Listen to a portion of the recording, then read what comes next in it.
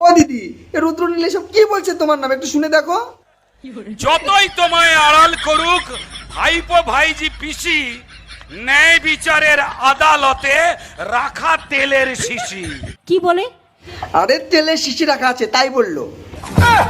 সেই তেলেতে শীতকালেতে হবেই তোমার মালিশ। এত বড় সাহস, শালা রুদ্রের বাচ্চা রুদ্র দিদিকে মালিশ করতে চাই, পশ্চিম বাংলার মুখ্যমন্ত্রীকে মালিশ করতে চাই। আমার দিদির একটু সময় খারাপ যাচ্ছে বলে কি যে যা খুশি তাই বলে চলে যাবে?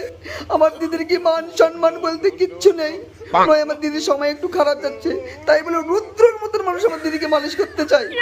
যাই হোক দিদি, আমার মনে হয় শীতের দিনে মালিশ করবে তো ফরচুন শস্যের তেলেই মালিশ করবে, তোমার বেশ ভালোই লাগবে। চামড়া তোমার টান করাবেই যেমন জুতো পালিশ। তাই বলে জুতো পালিশের মতন দিদিকে মালিশ করবে? দিদি এখনো সময় আছে, ওর একটা ব্যবস্থা করো। আমি কিন্তু অ্যাকশন নেবো, আমি বলে দিচ্ছি।